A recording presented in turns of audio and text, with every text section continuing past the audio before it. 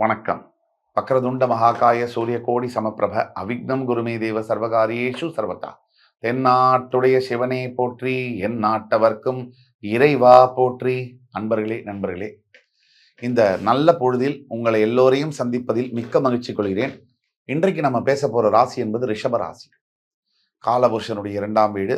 இந்த வீடியோவை பார்த்து கொண்டிருக்கக்கூடிய அனைத்து நேயர்களும் உண்மையிலேயே பாக்கியசாலிகள். ஏன் அப்படின்னு கேட்டீங்கன்னா, இந்த வீடியோவானது தன்னம்பிக்கையோடு நீங்க பாருங்க, உங்க வாழ்க்கையில மிகப்பெரிய மாற்றத்தை கொண்டு வந்தே தீரும்.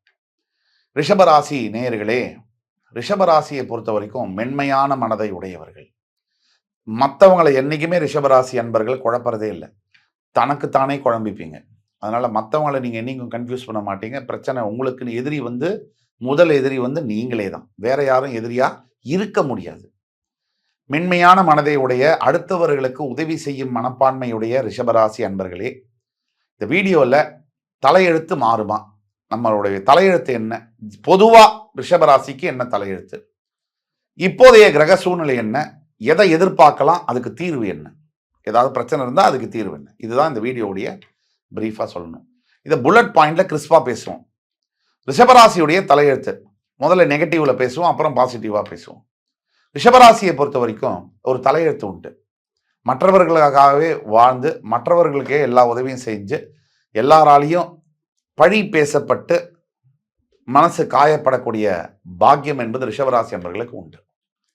அதே மாதிரி ரிஷபராசி அன்பர்கள் உழைப்பாங்க. மாடு மாதிரி உழைக்க வேண்டியது.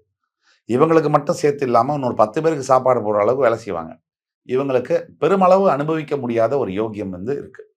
அதே மாதிரி ரிஷபராசி அன்பர்களை பொறுத்த வரைக்கும் காதலிப்பாங்க. அது மாத்துக்கருத்தே இல்லை. ரிஷபராசி அன்பர்களில் 99% பேர் காதலிப்பாங்க. ஆனால் காதலிச்சவரையே மனம் கொள்வதில் பிரச்சனைகள் இருக்கு. அதே நபரை கல்யாணம் பண்ணக்கூடியதில் சிக்கல்கள் வரும். அதே மாதிரி ரிஷபராசி அன்பர்களுக்கு பெரும்பாலானவர்களுக்கு மன வாழ்க்கையில் எதிரில் வரக்கூடிய லைஃப் பார்ட்னர் கொஞ்சம் அக்ரஸிவாக இருப்பாங்க. டாமினேட் பண்ணுற மாதிரி வருவாங்க. இது மறுக்க முடியாத உண்மை. பாசிட்டிவ் சைடில் ரிஷபராசி அன்பர்களுக்கு என்னென்ன? சொகுசான வாழ்க்கை சார். அழகா இருப்பாங்க. ரிஷபராசியில பிறந்த பல அன்பர்கள் 190 பேர் பார்த்தீங்கன்னா, பெண்ணா இருந்தீங்கன்னா ரதி மாதிரி இருப்பாங்க, ஆணா இருந்தீங்கன்னா ஹீரோ மாதிரி ஹேண்ட்ஸமா இருப்பாரு.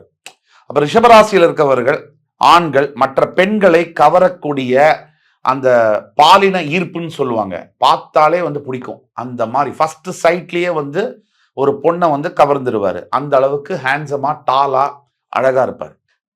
அதே மாதிரி ஒரு பெண் ரிஷபராசியில் இருக்காங்கன்னு சொன்னா, அவங்களுடைய கண்ணா இருக்கட்டும், அவங்களுடைய முக பாவனையா இருக்கட்டும், அப்படி மற்ற ஆண்களை கவரும். அவங்க ஒன்றும் கலரா இருக்கணுங்கிற அவசியம் கூட இல்லை. சாதாரணமாக தான் இருப்பாங்க. பெரிய பணக்காரனா இருக்கணுங்கிற அவசியம் இல்லை. சாதாரண ட்ரெஸ் தான் போடுவாங்க.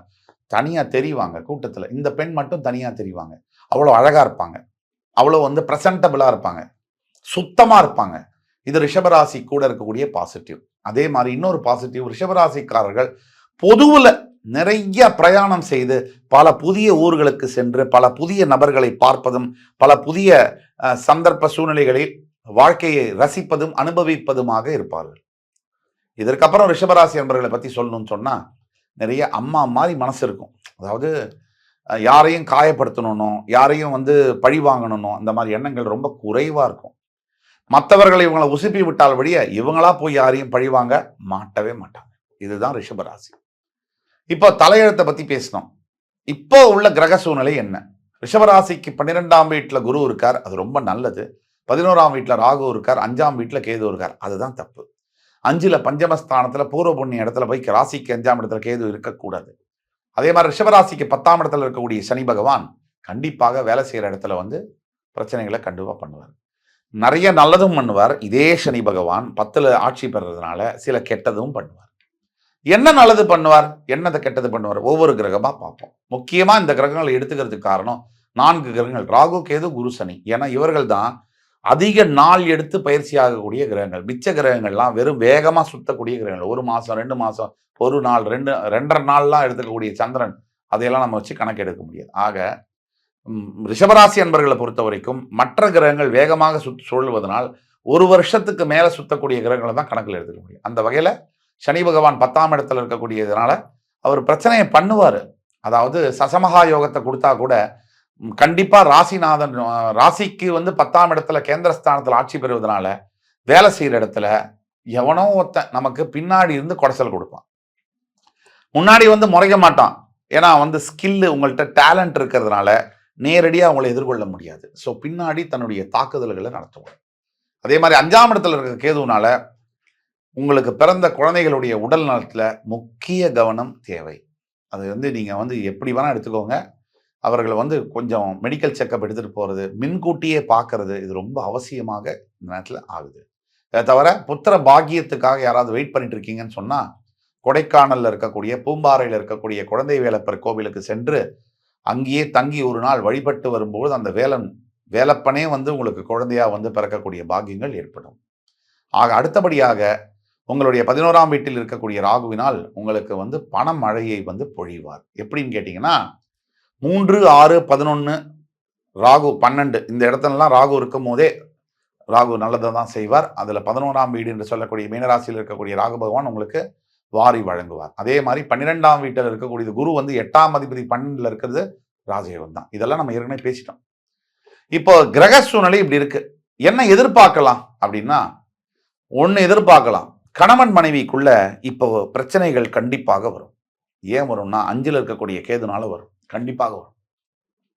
அதே மாதிரி 10ஆம் பாவத்தில் சனி இருந்தாலும் அவர் 3ஆம் பார்வையாக உங்கள் 12ஆம் வீட்டில் இருக்கக்கூடிய குருவுடன் தொடர்பு கொள்வதால் கல்யாணம் கொஞ்சம் தாமதப்படலாம். கல்யாணத்துக்காக காத்திருக்கக்கூடிய ரிஷபராசி அன்பர்களுக்கு திருமணம் ஏதோ ஒரு காரணத்திற்காக தாமதப்படுத்தப்படலாம். அதுக்கப்புறமா பார்த்தீங்கன்னா ரிஷபராசி அன்பர்களுக்கு 11ஆம் வீட்டில் இருக்கக்கூடிய ராகு பணத்தையும் கொடுத்துட்டு பின்னாடி வில்லங்கத்தையும் கொடுப்பாரு. தேவையில்லாத உழைப்புக்கு மீறிய பணத்தை ராகு பகவான் கொடுப்பார். அரசாங்க உத்தியோகத்தில் இருக்கக்கூடிய ரிஷபராசி அன்பர்கள் லஞ்சம் போன்ற வகைகளில் ரொம்ப ஜாக்கிரதையா இருக்கணும். இப்போ நீங்க மாற்ற மாதிரியான சமயமா இருக்கு. 5 லட்சம் ரூபா வாங்கின போது மாட்டல சார், 500 ரூபா வாங்கின போது புடிச்சுன்னு போயிட்டான் சார்ன்னா அந்த மாதிரியான நிலைமை இப்போ இருக்கு. அதனால ஜாக்கிரதையா நீங்க இருக்கணும். முடிஞ்ச வரைக்கும் நல்லதை செய்யுங்க. அதுதான் நான் உங்களுக்கு சொல்லக்கூடியது. அதே மாதிரி லஞ்சம் வாங்குறதே தப்பு. இதுல லஞ்சம் வாங்கிட்டு கோவில்ல போய் வேண்டிக்குவாங்க. நம்ம நிறைய பேரை பார்த்துருக்கோம். அதாவது நெத்தியில சந்தனம் குங்குமம் பொட்டு பூலா வந்து சாமி படம் ஜோபியில எல்லாம் வச்சுட்டு எல்லா திருட்டுத்தனமும் பண்ணிட்டு கோவிலில் போய் சாமி சாமி என்னை காப்பாத்துன்னுவாங்க. ஏன்னா சாமி வந்து புரோக்கர் ஏஜென்ட் இல்லை, தப்பு பண்றவங்கலாம் காப்பாத்துற ஏஜென்ட் தானே சாமி. அதாவது நம்ம ஊர்ல அடிப்படை புரிதல் கூட இல்லை ஆன்மீகம் பக்தி சாமியை பத்தி. சாமின்னா வந்து ஏதோ ஜொமேட்டோ டெலிவரி பாய்ன்னு நினைச்சிட்டாங்கன்னு நினைக்கிறேன். அதனால ஜாக்கிரதையா இருக்க வேண்டிய அவசியம் ரிஷபராசி அன்பர்களுக்கு உண்டு. அதே மாதிரி ரிஷபராசி அன்பர்களை பொறுத்த வரைக்கும் இந்த பிரச்சனைகளுக்கெல்லாம் என்ன எதிர்பார்க்கலாம்னு சொல்லிட்டோம். என்ன தீர்வு என்ன? ரிஷபராசி அன்பர்கள் என்ன தீர்வு? என்ன தீர்வு? ஒரே தீர்வு. முதல் தீர்வு என்ன அப்படின்னா, முதலாவதாக நீங்க வந்து கஞ்சனூரில் இருக்கக்கூடிய சுக்கிர பகவானை பார்க்க வேண்டும். அடுத்தபடியாக வெள்ளியில் இருக்கக்கூடிய கிருஷ்ணர், இது வாங்க வசதி இருந்தால் சின்னதா கூட வாங்கலாம், தகடு கூட வாங்கலாம். இல்லையா சாதாரண கிருஷ்ணர் சிலையை வீட்டில் வாங்கி வச்சு அதற்கு பால் அபிஷேகமும் பால் நைவேத்தியமும் செய்வது மிக மிக அவசியம். அதே மாதிரி சுக்கிரன் வந்து உங்களுக்கு ராசியின் அதிபதியாக வருவதனால் நீங்க இப்போதைக்கு பிரச்சனை கூடிய சனி பகவான் உங்களுக்கு 10ஆம் இடத்துல இருக்கிறதுனாலும் நீங்க ஈஸ்வர ஆலயங்களில் சென்று நிறைய ஈஸ்வரனுக்கு வந்து இந்த ஓம் நம சிவாய இந்த மாதிரி ஈஸ்வர நாமங்கள் எழுதலாம். நோட்புக் எடுத்து ஒரு 1008 தடவை எழுதலாம். இல்ல வாயால் தினமும் போய் 108 தடவை சொல்லலாம். அருகாமையில் இருக்கக்கூடிய ஈஸ்வர ஆலயங்களுக்கு சென்று நல்லெண்ணெய் தீபங்கள் ஏற்றி வழிபடலாம். நவகிரகம் எல்லா ஈஸ்வர ஆலயங்களையும் இருக்கு முக்காவாசி. அந்த நவகிரகத்துல நீங்க வணங்கக்கூடிய சனீஸ்வரனுக்கு கருப்பு ஆடை, அதாவது கருநீல ஆடைன்னு சொல்றோம். வெறும் கருப்பு ராகுவோடது, கருநீல ஆடை என்பது சனியோடது. அந்த வெறும் கருப்பு ஆடையை சனி பகவானுக்கு செலுத்தி வழிபடலாம். ஆக பல வழிமுறைகள் இருக்கு. முக்கியமான ஒரு வழிமுறை, எல்லாத்தையோட ரொம்ப முக்கியமானது தியானம். தியானத்துக்கு இருக்கக்கூடிய சக்தி என்பது எதுக்குமே கிடையாது. எங்கேயும் போய் இறைவனை தேட தேவையில்லை. மனம் என்ற கோவில் திறக்கின்ற போது அழைக்காமல் அங்கே தெய்வம் வந்து சேரும். நம்ம மனதை கோவில ஆக்கணும்னா தியானத்தை முதல்ல பண்ணணும். தியானம் பண்ணா உடம்புல தண்ணியை ஊற்றி குடிக்கிறோம், அதை சுத்தம் பண்றதுக்கு. மனதை சுத்தம் பண்றதுக்கு ஏதாவது எக்ஸசைஸ் செய்யறோமா, ஏதாவது பண்றோமா? ஒண்ணுமே இல்லை. எல்லா குப்பை கண்டை சகதி எல்லாம் மனசுல வந்து விழுது. அந்த மனசை சுத்தம் பண்ணக்கூடியதுதான் தியானம். அந்த பயிற்சியை நீங்க தினமும் அசைவ உணவை தவிர்த்து தியானத்தை செய்யும் பொழுது உங்கள் வாழ்க்கை வசப்படும் என் அன்பு கூர்ந்த ரிஷபராசி அன்பர்களே, அடுத்து வரும் காணொளியில் மறுபடி உங்கள் எல்லோரையும் சந்திக்கும் வரை உங்களிடமிருந்து விடைபெறுவது உங்கள் ஜோதிட கலாநிதி சுபாஷ் பாலகிருஷ்ணன். நன்றி, வணக்கம், வாழ்க வளமுடன்.